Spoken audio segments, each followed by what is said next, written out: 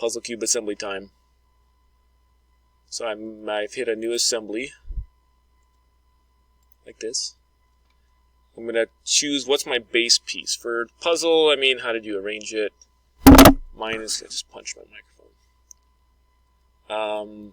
Mine is, this piece. So I'm going to bring that in, my base piece. Before I place it, though, I need to right-click and then say place grounded at origin. Common mistake. Now, it put it upside down. I don't like that. I want it like this, sort of. No. I want this to be what I seed. So I'm going to come in here and right-click on this and say set current view as home, fit to view. And then I'm going to take this and say set current view as front. I'm going to place the rest of my pieces, which may take me a second. I got 2 in here. Yellow, red, purple, green. I just held the control button to select them all. You can bring them in one at a time, but I'm just going to place those. I'm going to start assembling them. You can use the free rotate here just to kind of get it generally in the orientation you want, but that can, not necessary, but sometimes when you assemble stuff, it kind of messes it up. So I'm going to use just flush and mate. So this is flush, mate, or mate. This is, flip it around, which basically means flush. So I'm going to mate this surface to, I'm just going to start assembling this. Your puzzle cube will assemble differently.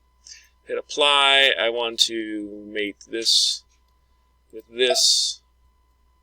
And then I want to flush the tops of these pieces. So to basically there's 3 degrees of freedom in terms of transitional motion, like left, right, up, down, front, back. So I need to remove those by 3 commands. They also can't rotate now because I've used those. If I were to assemble this line here, which I'm not even sure you can do anymore, an edge, doesn't appear to let me do it with this.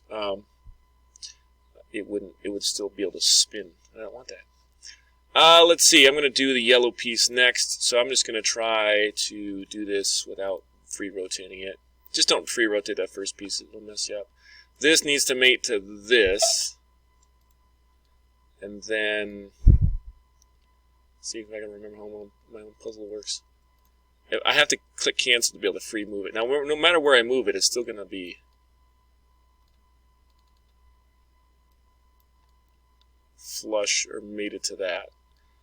So I'm just going to kind of figure this out.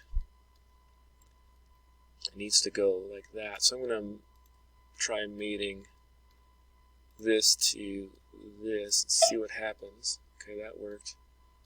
Got to hit apply, and then I'm going to make this. Again, your puzzle piece will do its own thing.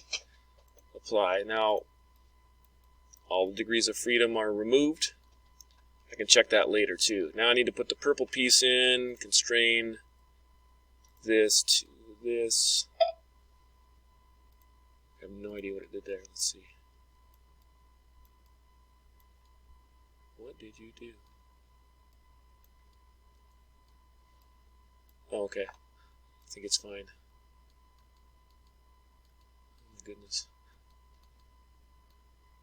This needs to be constrained to this. And I'm going to flush the tops. Whoa. Double click the middle mouse. Apply. Now I need to put the red piece in. Again, if you want to free rotate, you can free rotate. Obviously, it's got to go like this. I'm going to mate this.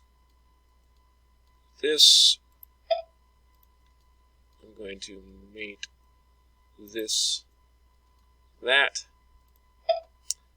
and then I'm going to pretend I think I'm done. It's obviously not done. I can still move this. Sometimes it's not so obvious. I'm just going to leave it a little bit low. Things I can check, I can come in and go inspect. No, I'll do it next. View. Degrees of freedom, and you can see that my red piece still has a degree of freedom. Stop punching that microphone. To move up and down. So if you see any degrees of freedom, now if you change it to a wireframe, it might be able to more easily notice any arrows that are hiding underneath there. The other thing I can do while in wireframe is analyze interference. So that's under Inspect, Analyze Interference. It wants you to select two things, but you can select them all by just clicking and dragging. Hit OK, it'll show you in red what is actually interfering. The parts are overlapping. So I'm going to get out of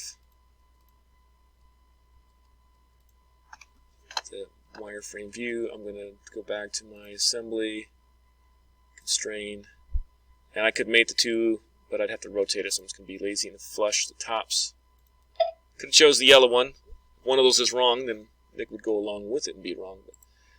Okay, so now I have no degrees of freedom. Looks good. The other thing I can do to make sure my puzzle pieces are good is just go into Eye Properties and go to Physical. It should be, I believe, 0.276. My material's not showing up because I think I got some different types of wood, but it should be maple. Definitely should be these area and volume, and that'd be a good sign that you got it right. I think that's the right mass as well. Next would be drawings. Make another video for that.